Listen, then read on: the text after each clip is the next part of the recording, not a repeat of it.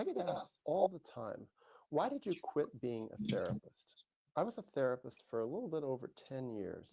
It was a job that I loved. I was so passionate about it. I gave my heart and my soul to it. And it was something that I did in a lot of different contexts. I did it in different clinic situations. And I ended up working the last 6.5 years just in private practice. I worked with a full range of types of people, except for children. I didn't work with children. I didn't want to do that because I didn't believe children belonged in therapy. But I worked with all sorts of adults. Yeah, that's interesting that he says that. A lot of therapists actually feel that same way. One of my first days at my internship, the internship director was talking to us about the job and whatnot. And so she had her clinical PsyD and everything. She has a lot of years of experience in the field. And she right off the bat said, "This is why I could never do child therapy because I don't think they're the problem. It's the parents." So in reality, it's more of like a system. Like everyone has a part of the system when it comes to like family therapy. But yeah, very common. A lot of therapists struggle working with children because they feel like they're not the issue. I did couples therapy. I did mostly individual therapy. I did some family therapy also. And it was something that totally consumed me in terms of just my passion, my intellect, my emotions. I was really, really, really into it. I loved it. And yet I quit. And so I think it can be hard sometimes for people to get why I quit. I actually haven't been a therapist now for almost 8 years. And so I've had a lot of time to think about it. And here are my reasons. The first reason that I quit being a therapist is it was such a struggle for me to be a therapist in a system that was so messed up.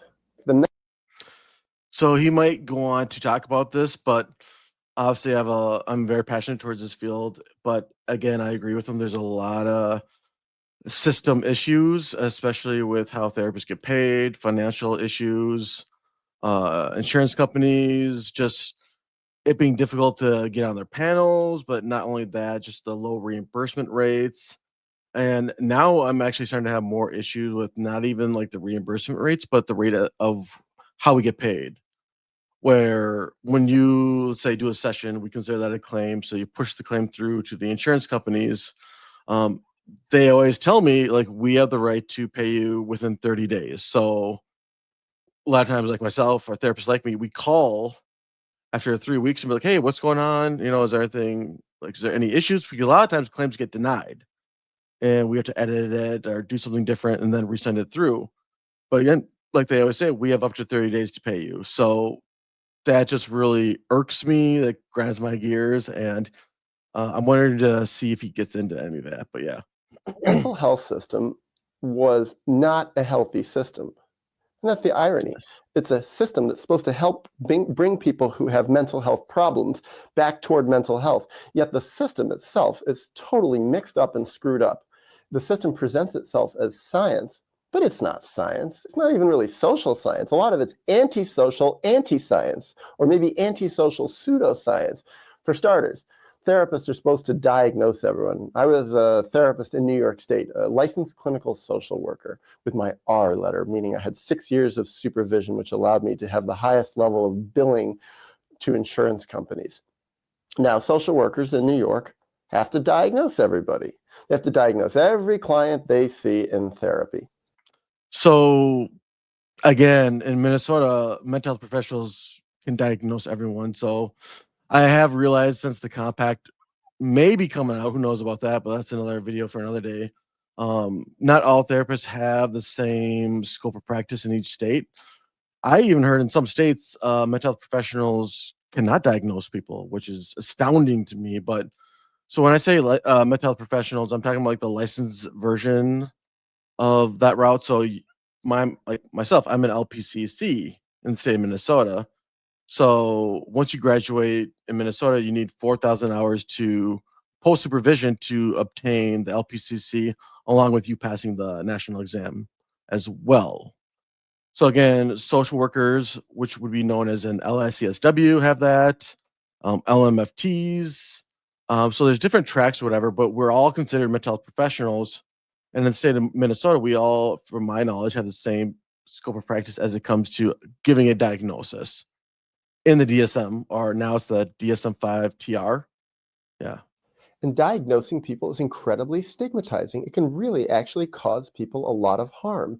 And when you're in a field where you don't want to do any harm, why do you want to do something that's an intrinsic part of the field that actually so often harms people? Also, these diagnostic categories are quite arbitrary. Basically, you can stick most people. So see, he's going over a lot of them. I agree with this. Labels can be very powerful in a negative way. I personally, I when I do a diagnosis or whatnot, some people might call this unethical. Like I don't initially take initiative to be like, hey, you have this disorder now or whatnot. I don't think I've ever had a client ask me, hey, what disorder did you give me? I don't think it's like too important. I think the journey of healing, in my opinion, is more important and going after the negative symptoms that cause issues in their everyday life. I think that's the bigger goal. And yeah, possibly like a diagnosis could be part of the treatment plan to again better guide the client to that mental health related goal. But again, usually in the early sessions, they explain to you more in detail of what their goals actually are. So that's another reason why it's not super beneficial. But again, he's going over a list of disorders right now. So for those of you who can't see, I'll just name a few: bipolar one, major depressive disorder, antisocial personality disorder, generalized anxiety disorder, um, schizophrenia, dependent personality disorders, ADHD, schizoaffective disorder, and so forth. So, yeah, people do get, they really do experience a negative emotional impact when they hear about these disorders and them just being diagnosed with them. In any number of these categories at any given time. So really what that does is that gives the therapist a lot of power to label someone with something that really doesn't have a lot of meaning. But that's just one thing that I found ridiculous. Another thing is this whole thing about medication, psychiatric drugs. Suppose we're supposed to push people, therapists are supposed to push people into taking psychiatric drugs. I disagree with them on this. That's more of like a medical doctor or psychiatrist route. Now, again, I don't know if he's worked at a hospital in New York or any hospital system. I never have, so maybe it's a little bit different. I mainly have worked at mostly residential treatment centers. I'm working a little bit now at a community mental health agency. I've been having my private practice for almost 2 years now. I never ever push meds on people. Throughout my career, I never have ever felt pressure to do so. Now, to be honest, yes, in the back of my mind, there have been times where I thought, okay, this client could benefit from medication. But that's even a really, really rare case when a client could be dealing with some type of psychosis in the middle of session or their anxiety is at an extremely high level where they can't really sit down and focus and process what is actually being said in the session and whatnot. So yeah, there might have been like two clients where I suggested like a medical evaluation to possibly be put on medications, but again, I never made it a requirement. But at the most, I made it like a strong recommendation for some clients. Again, maybe out of the 2 years I've been in private practice, there might have been like two clients that I maybe strongly encouraged meds, but I never said it had to be a for sure thing. I was never going to leave them if they weren't going to be on meds, but just their demeanor and the language they were using and how they were presenting themselves, I didn't think therapy was doing much good because their central nervous system wasn't calmed down. They were getting triggered a lot. Again, like I said, mentioned before, they could have been going through a type of psychosis in the session and whatnot. So in that way, like medications can almost help in the sense of like calming the client down and getting them to focus even for a short period of time, so it can at least get some work done in the session. So If you have this problem, you're supposed to take this drug. This problem, you're supposed to take this drug. Oh, you have sleep problems, you can take this drug. And oh, you have this kind of mood problem or this kind of mood problem, well, you're supposed to take this drug or this drug. And if you have a side effect of this drug, you're supposed to take this drug. And it becomes really ridiculous, especially when you consider how unhelpful and downright dangerous so many of these drugs are and how difficult it is to get off these drugs. Now, there was another problem in being a therapist, being a social worker, being a psychotherapist, was that we were trained to help people get on these drugs, to refer them to psychiatrists.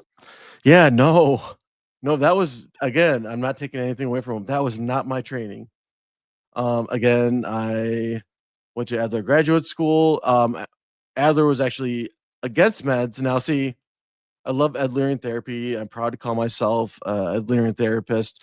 I don't agree with everything Adler said, and Adler did have a belief of like going against prescription related types of medications. I don't necessarily believe that. I think medications can provide a lot of benefits for people, especially in certain disorders. But yeah, no, that's totally not my experience. Again, my grad school never encouraged me to push meds on any client at all.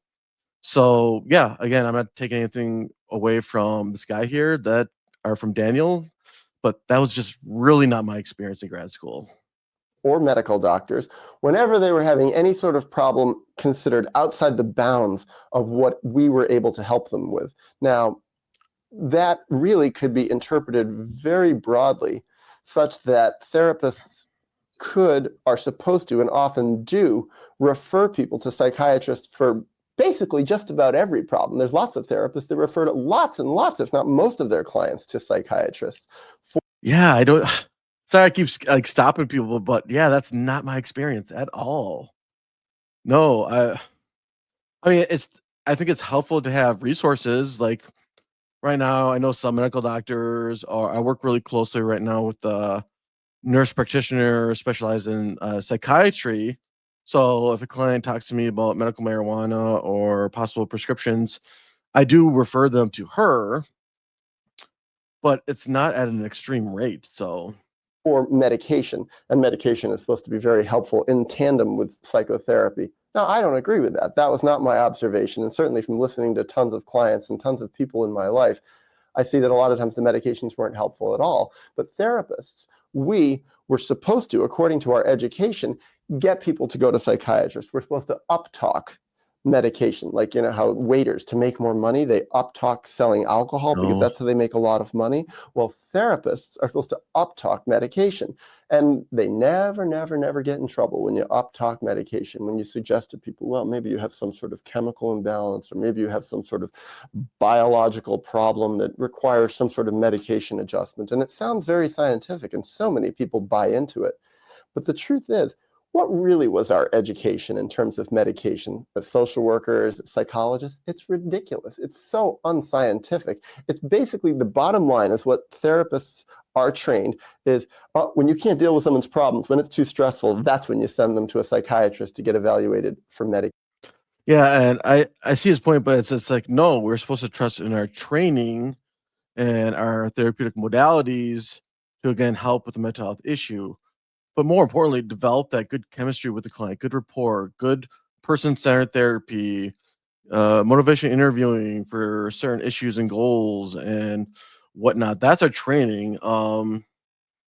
Yeah, and again, a lot of times people will sometimes believe like the optimal care is medications and therapy. Sure, for some people that is a great route, medications plus therapy, and maybe just eventually therapy. But again, everyone's different. Again, I'm not giving medical advice on this live right now. This is just going off of my own experience. So yeah. But you never get in trouble. It's considered totally within the bounds of our competency of practice, within our sphere of practice, to send people for medication evaluation. Now, where it gets ridiculous is the opposite. What about when people want to come off medication? Because lots and lots and lots and lots of clients really do want to taper down off their medication or just stop them entirely. So how do therapists help them? Well, what we're told is, oh, no, no, that's not within your area of competency. Don't even talk about that. That's very risky. You can get in a lot of trouble for that. And who wants to work in a field like that? And there's so many other ridiculous things. I can go on and on and on, but I think of one. Yeah, wow, that's a doozy. I mean, he's partially right in the sense of like that is way out of our scope of practice. So it's not our job to taper a client off of medications. Our job is to show the client unconditional love and respect and meeting them where they're at. And yeah, I mean, you can have an open discussion about medications, but like my thing is like I always pride myself on doing a good job and staying in my lane in that regards of, hey, how's the medication making you feel? Okay, it's not making you feel good. Okay, how long have you been having these feelings or whatever? And if they ever bring up like obviously feelings of unaliving themselves, then you have to take the crisis intervention route and then refer them to crisis hotline 988 or get them to a safe place, safety planning. But I digress. I'm getting a little off topic here. But then I would again encourage my client to have the honest conversation with the doctor on how the meds are working for them, how the medications are making them feel, and the moment when they start feeling really bad on the medications, to tell their doctors right away, so then the doctor could help them through the medical way when it comes to their medications. But again, I don't worry about that part of the medication because again, that's going against my scope of practice. I think in grad school we might have taken like one class on psychopharmacology. It was a really cool class, by the way. But yeah, there's just so much knowledge on medications, their effect on the body, the peak of medication, half lives. I mean, there's so much to know and learn. So yeah, I think it's fine for therapists to be educated on medications and effect on the body, but you need to know your place and your scope of practice. And yeah. Think of someone I worked with, and this happened multiple times, but I think of, and I'll keep it kind of general and anonymous, and I'll even blend it a little. So someone who had been hospitalized multiple times. I was working with this person I think 3 times a week, and the person had been stayed out of the hospital for about. So right there, I have issues with again, every client therapist is different in how they interact with one another. You know, I was always taught like you should never ever see a client 3 times in a week. Even 2 times is a lot. If the client is, let's say, trying to manage or deal with like severe mental health issues or a crisis, then I think it could be appropriate, depending on the situation, to see them 2 times a week. But even that, you don't want to do that long term. So again, when I hear this gentleman Daniel saying like was seeing a client at some point 3 times a week, I think if it's that severe, I think they need to be in the hospital. Or like you mentioned, I think just now, like partial hospitalization, um, for again, maybe medication issues, med changes, just so I can get some stability. But yeah, personally and professionally, like I never think it's a good idea to see a client 3 times in a week. I think if they need that level of care, they need to be in a setting that provides them with like safety and medications and round the clock care. Like I said, at a hospital or some type of a facility for the short term, by the way, for the short term. 6 months, which was the longest in their adult life they'd ever stayed out of a hospital. Well, I got a call from their insurance company. You're not authorized to see this person 2 to 3 times a week. That's considered completely unacceptable. We'll only authorize once a week. And I was like, yeah, but it's actually considering how much it costs to go into the hospital for this person. It was like $1,000 a night to go into the hospital. And this person was going into the hospital all the time, using it basically as a sort of therapeutic help, even though it wasn't helpful. Now, how much was I getting paid? For a 45-minute session, I think I was getting paid $37 a Ooh. session, $38. So basically, Now, I think when this gentleman made this video, it was at least 10 years ago, at least, maybe even longer. But even that, even 10 years, that's such a brutal rate. Oh God. Horrible, horrible reimbursement rates. I mean, I think this is a great thing he's bringing up. I disagree with him, and I kind of disagree with the insurance companies a little bit, but I love the argument though he's also making. Like I just mentioned, like a lot of the times, yeah, insurance companies not gonna like let you see a client 3 times a week. So I guess what he's saying is that the insurance company called him or communicated to him that we're not going to reimburse this rate or this much in 1 week, like 2 sessions or whatnot. But I will say this: like he made a great argument. He's like, "Hey, this client was in the hospital. I don't know, 6 months ago, A, B, and C amount of times, whatever, and." Working with me, they have reduced their hospital visits, which he mentioned something like one hospital visit a night is like 1,000 or whatnot. So he's making a good argument. I'll give him that. I'll give him that credit. one night in a hospital was the equivalent of about, what was that? What's about 28 psychotherapy sessions with me? And so I was only seeing the person 2 to 3 times a week. Now, the insurance company didn't agree with that. They said, well, no, we can't pay for that. And then finally, I kept arguing. I said, you got to. See again. So I agree with the insurance company, but not for the reasons the insurance company's talking about the insurance rates, whatever. I'm more agreeing with the insurance companies from a mental health point of view and a safety point of view. Do it. Come on, this is actually helping this person. And they said, well, what's your treatment plan? Now, I know the mental health field loves confidentiality, except when it comes to insurance companies who don't want any confidentiality at all. They want to Yeah. totally intrude into the therapy, and they want to know everything that's going on. So for people who are already have some sort of fears and paranoia about people knowing what their business is, it's not very comforting to know that the insurance companies can dig right in and basically legally, before they pay, get all the information. So the insurance company asked me, well, what's their treatment plan? I said, well, their treatment plan is actually very simple. Keep them out of the hospital. And they said, well, but that's not a sufficient treatment plan. I was like, well, how about the treatment plan is doing all the things that hospitalization should have done but didn't do because it wasn't effective? Well, the funny thing is the insurance company, after about 2 months of arguing, and I think not even paying for some sessions, finally agreed to give 2 to 3 times a week therapy to help this person stay out of the hospital because Okay, well that's good. Yeah, so I guess the hospital, which right away I'm thinking like major boundary issues, but I guess they have to know to have reason to reimburse the client and the sessions and whatnot.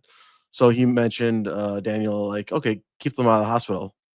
And again, maybe on his actual treatment plan, it's he explained it in a more articulate way. One way or one of the goals could be like a reduction in self harm. And again, this is purely hypothetical. A reduction in unaliving attempts and whatnot. Um, and obviously emotional management, emotional regulation, some DBT stuff. That could be a hypothetical treatment plan and goal or for a particular client in this situation. So they realized actually they were saving tens and tens and tens of thousands of dollars just by helping this person come to therapy and actually get better help to stay out of the hospital. again, I don't know much about Daniel. I am going to commend him. That is a phenomenal argument he's making, and one that I think would actually work with insurance companies because, as we all know, they're all about the money and whatnot. So what he's actually saying here is all the money you guys are actually saving by letting the client come to me 2 or 3 times a week.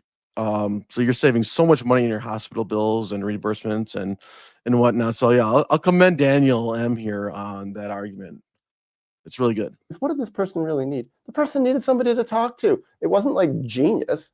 I think actually the irony is so much of psychotherapy is made into this mysterious world of, wow, the therapists are, what they do is such brilliant stuff and there's so much insight involved. Well, actually, I think a lot of people can do exactly what psychotherapists do and do it much, much better if they just have a gift for being able to have a comfortable, caring, respectful conversation with another person. And lots of people can do this. That's another great reason. There have been studies on predicting therapist outcomes, if they're going to be a good therapist, bad therapist. There's not like a lot of good research on it. I remember when I was just in grad school, whatever, they were doing research on, let's say, like a graduate with like a 4.0 GPA, this and that. So, you automatically assume he's going to be a great therapist, but like research shows, well, one, the more education you have actually diminishes your ability to be a good therapist. But two, the study was also based on like the GPA and how it actually has no effect on how good you'll be. And I don't know how they conducted this research, but they said like a random layperson or general person walking down the street who, let's just say, seems kind of nice, has just as much of a good chance to be a good therapist compared to the graduate school student with a 4.0. So let that really like sink in. So Daniel's making some good arguments here. And now I guess we're getting into his reason number two. Second reason that I quit being a therapist. There was a lot of pressure on me to make money and to run my business. Mm. The last 6 years, I was paying for a place to see clients. It was expensive. I wasn't working in a clinic. I was working in New York City. And when you consider some of those insurance companies were really paying very little, $35, $40 a session, a little bit more sometimes. And that's if people could afford the copay. Sometimes I'd have to write down, they just couldn't afford the copay. And so it was like, it wasn't a lot of money. And then also with a lot of the people that fee paid, I worked on a sliding scale. It wasn't a very high sliding scale. I could understand why some therapists would charge 100, 150 or more dollars a session just to survive in New York City. I just felt that was ethically wrong. I had a lot of clients who were paying more in the 30 to 40 to $50 per. I mean, I disagree with them. Like from one therapist to another, one, it's none of your business how much another therapist charges. But let's say if there's a therapist who charges 250 a session, 350 a session, and whatnot. Fine, you can feel how you want to feel, but you have no right to judge that therapist for their rates. And if you're getting all pissed off or angry about that, then that's your issues than their issues. Um, but again, I can empathize with Daniel because you really want to help people, this and that. But like you said, you got to be able to make a living, and that's one of the issues where I'm kind of struggling with being a therapist is just the financial aspect of everything and the insurance companies low reimbursement rates or yeah, and it is really sad. Like I had clients too who sometimes struggle paying the copay, which could be 20, $30 a session, or just when I talk to other people online where they would even tell me, yeah, I have insurance, but my family had to stop therapy for me because we struggled paying the $30, $40 copay. It is a real thing. It's really, really sad. And it's more of, again, a health system issue we have in our country. So, but yeah, I can really empathize with Daniel because I mean, obviously, I'm in Minnesota. So I can't imagine what it's like living in New York as a therapist, even though, yeah, this video is 10, 15 years old. But even back then, with those like low rates, surprised he made a living if he also lived in New York, but again, but also paying for an office too, really, really expensive. Some of you know this, but like when I started out in private practice, I couldn't see clients in person because I could not afford an office. I do now, but I was strictly telehealth when I started in private practice, which was good. I still got clients, I was still making some money and whatnot. But then obviously, like when you get an office, you can expand your clients because a lot of clients, I would even say more so, want to see you in person. Again, I don't know the exact percentage, but so you're opening a new cash flow in a sense of like clients who want to see you in person. You're giving them the opportunity to see you in person, which again increases your caseload. So Per session range. But there was a lot of pressure on me, therefore, to see quite a lot of clients. That was yep, exhausting. But the problem is, especially after I made my first movie, and actually it was even before that, once I started getting popular at getting a reputation for being able to work with people who were in that state known as psychosis or diagnosed with schizophrenia or bipolar 1 with mania, stuff like that, people who were considered by the system, that I hated the word, but the system that considered them mentally ill.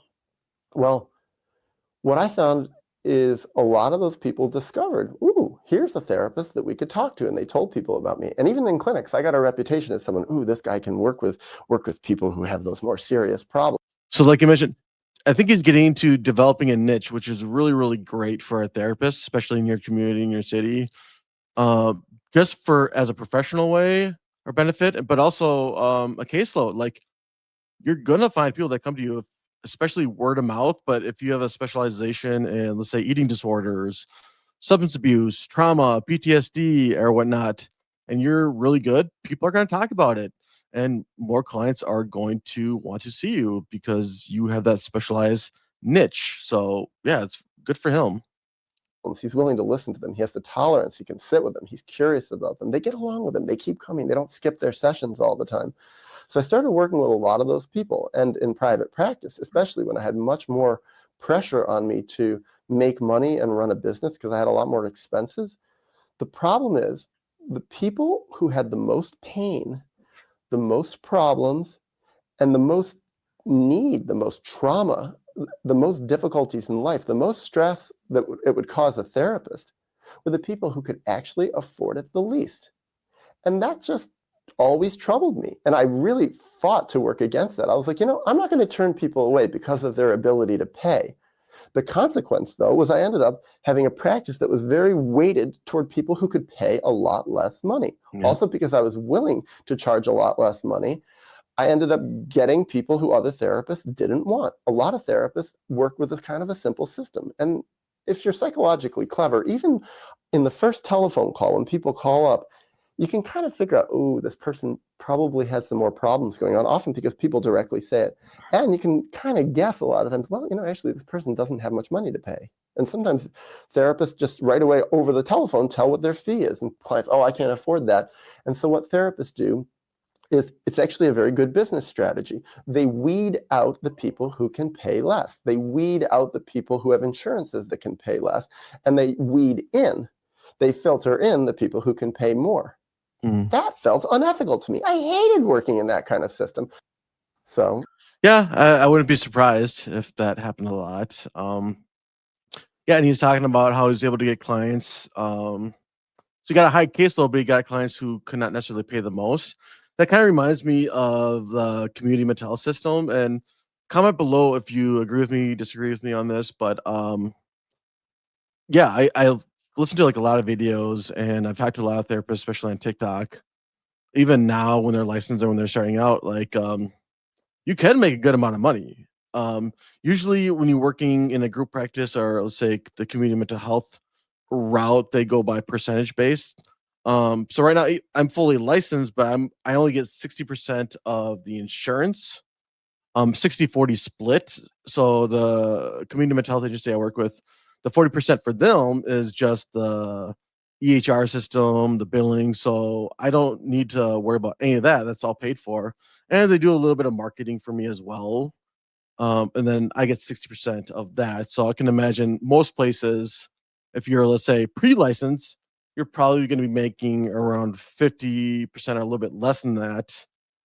But again, if you get, let's say, 50, 60 clients a week, I mean, you're going to be making some good money.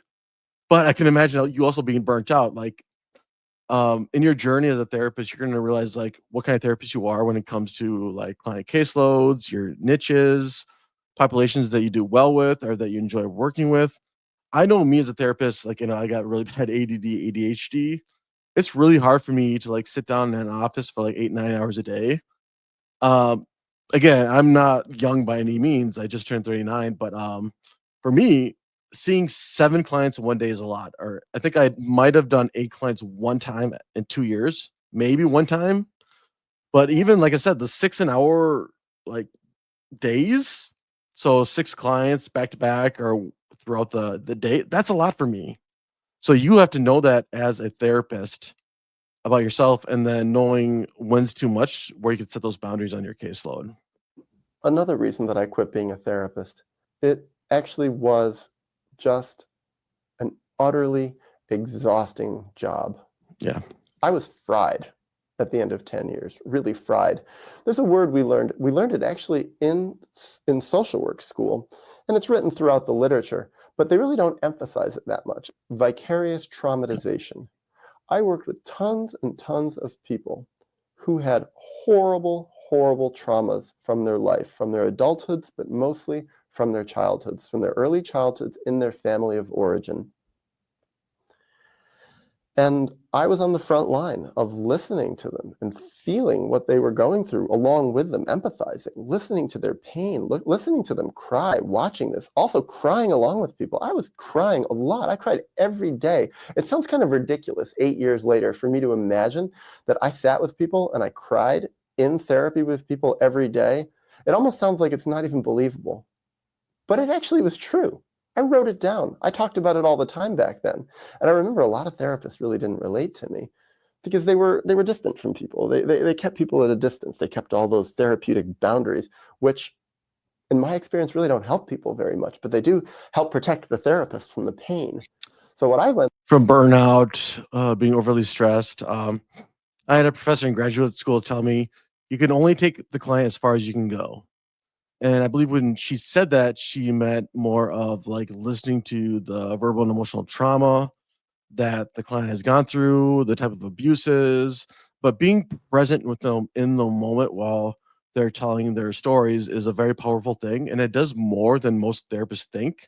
I know, especially early on when I started as a therapy or even in grad school, I'd always be like worried about my lack of abilities, like these fancy interventions like EMDR or trauma focused types of therapeutic interventions and knowing what to say in the right times. And but again, what I've realized, which again, those are good therapeutic interventions. I'm also EMDR trained now, but eventually I learned how powerful it was just showing good active listening skills, being empathetic towards a client, and just being present with them in the moment is such a powerful thing for them.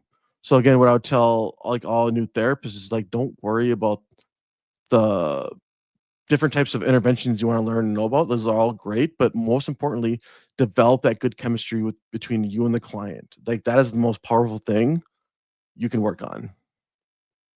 Through, yeah, was a huge amount of pain. Just listening to it, listening to the horror. Yeah. Also, it's like, did I get tainted as a person? Just listening to too many horrible things? I thought about that.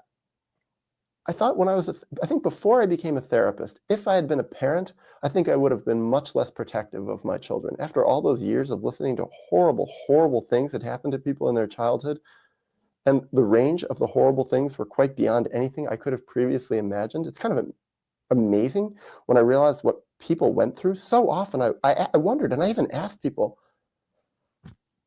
after hearing your story, after hearing what you went through on an ongoing horrible basis, the rapes and the horrible molestations and the brutality and the beatings and the abandonments and all this stuff, how is it that you didn't kill yourself? I asked people that.